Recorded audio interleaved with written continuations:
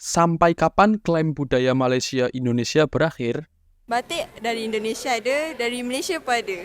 Selama ini warga kita sering saling adu serang lewat media sosial perihal klaim budaya. Rasa greget demi berada paling depan untuk mempertahankan budaya kita jadi lumrah, walau kadang kata kasar jadi senjata. Sampai kapankah ini terus berlanjut?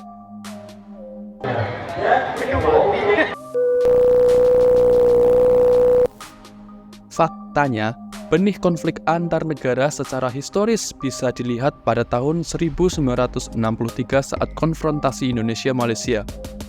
Setelah mereda, sepanjang waktu ini beberapa kali konflik terjadi pada bidang lain, seperti perebutan pulau, penentuan batas wilayah, hingga termasuk dengan kebudayaan. Alih-alih kata serumpun yang jadi lambang persatuan budaya, malah jadi hal sensitif untuk dalih saling klaim. Contoh saja Reok Ponorogo yang diklaim Malaysia. Faktanya, Reok Ponorogo dibawa oleh masyarakat Indonesia yang bekerja di Malaysia. Contoh lainnya adalah ketika budaya kain songket Malaysia didaftarkan ke UNESCO. Budaya Melayu ini diperdebatkan hingga berlarut-larut lamanya. Akan tetapi, melihat fakta di lapangan bahwa region Melayu sejak sebelum zaman kemerdekaan pun tidak hanya wilayah Indonesia saja, melainkan menyebar di Semenanjung Malaya, Sabah, dan Sarawak. Jadi, wajar bila setelah masing-masing negara memperoleh kemerdekaan mengakui kebudayaan yang notabene tak terlalu mencolok ini. Yang perlu digarisbawahi di sini ialah sikap warga negara atas problem yang terjadi di masyarakat dan realitas sosial budaya yang ada. Fakta mencengangkannya adalah pada kurikulum pendidikan di Malaysia, memasukkan kebudayaan-kebudayaan Indonesia sebagai objek kajian pembelajaran, berlainan dengan kurikulum dalam negeri yang tidak diajarkan. Sebut saja alat musik angklung. Inilah akar masalah yang membuat warga Malaysia berani untuk mengklaim budaya-budaya tersebut. Tak hanya di negeri jiran, bahkan kebudayaan kita telah dipelajari di negara-negara maju seperti Korea Selatan, Jepang, Perancis, Amerika Serikat, dan masih banyak lagi tanpa imbangan sepadan pengajaran di dalam negeri.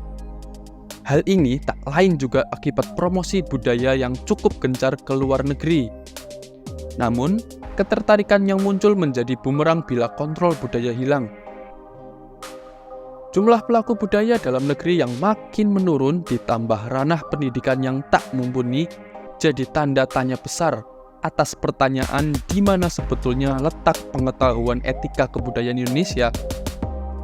Secara hukum, pemerintah menetapkan Undang-Undang Nomor 5 Tahun 2017 dalam pemajuan kebudayaan, dan itu hanya untuk legal aturan.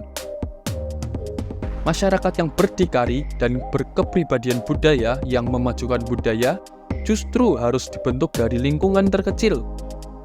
Indonesia tak seharusnya terus dikelabuhi oleh budaya dengan atas nama modernitas dan tren. Ironis memang, gambaran kontras yang begitu menyakitkan mengenai budaya agung, cerminan masyarakat yang akan mengantarkan ke Indonesia emas. Pada akhirnya, pendidikan dan etikalah yang menentukan arah budaya Indonesia dalam diri masing-masing warga Indonesia. Nyatanya pertanyaan receh, rendang asalnya dari mana, dan batik milik siapa akan tetap bertahan dan entah hingga kapan dapat lenyap dan tak terbahas. Rasa tak terima dan benci akan selalu menyertai kehidupan berbudaya masyarakat Indonesia dan Malaysia. Dengan kata lain, perputaran waktu berjalan tanpa mengubah sikap apapun.